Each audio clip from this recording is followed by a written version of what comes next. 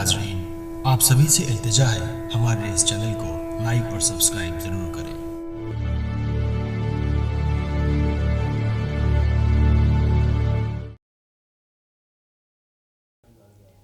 अस्सलामु अलैकुम नाज़रीन, आज मैं ग़ीबत के मुतालिक़ बयान करूँगी। ग़ीबत एक सामाजिक बीमारी है और शरीयत इस्लाम में भी ग़ीबत करना हराम समझा गया है। ग़ीबत सुनने वाला और ग़ीबत करने वाले दोनों ही गुनहगार हैं।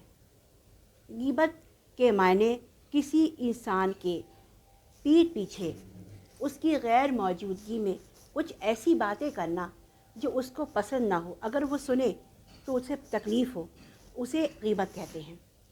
ग़ीबत बहुत बड़ा गुनाह कबीरा है।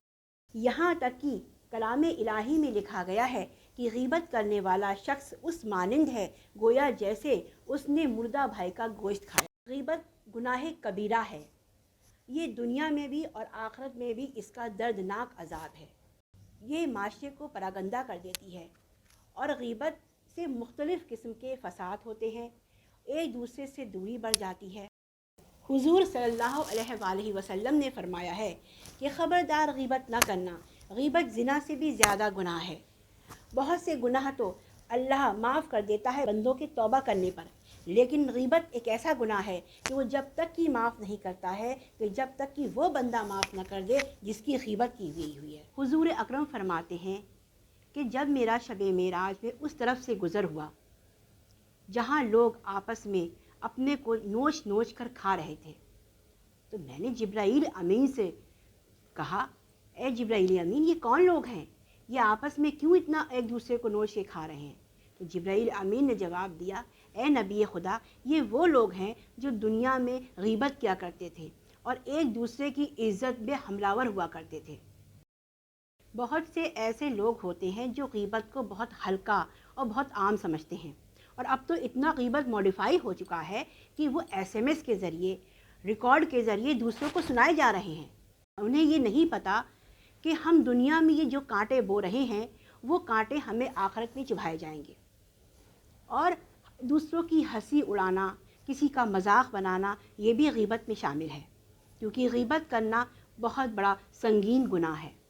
अगर हम आज किसी की ग़ीबत करते हैं या किसी का मजाक बनाते हैं या किसी की हंसी उड़ाते हैं, तो कल ऐसा ना हो कि हमारे साथ भी खुदा हमें मजाक बना दे। इसलिए हमें अपनी आखिरत की तैयारी करना चाहिए और ग़ीबत जैसी बीमारी से हमें दूर रहना चाहिए, क्योंकि ग़ीबत एक ऐसी दीमक है जो इंसान की रूह को खोखला कर देती है, जिससे इंसान की रूह कमज़ोर और बीमार हो जाती है। नबी खुदा का एक कौल ये भी है कि हर इंसान पर दूसरे इंसान का खून, माल और इज़्ज़त हराम है।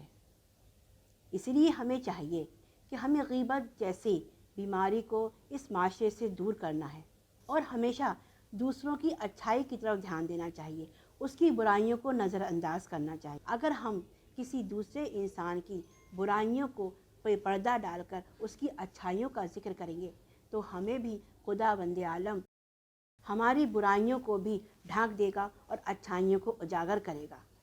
इसीलिए हमें हमेशा दूसरों की तरफ देखना चाहिए, उनकी अच्छाइयों को देखना चाहिए और उनकी अच्छाइयों को देखकर अपनी रूह को पाक करना चाहिए, जिससे हमारी रूह मुतमईन रह सके।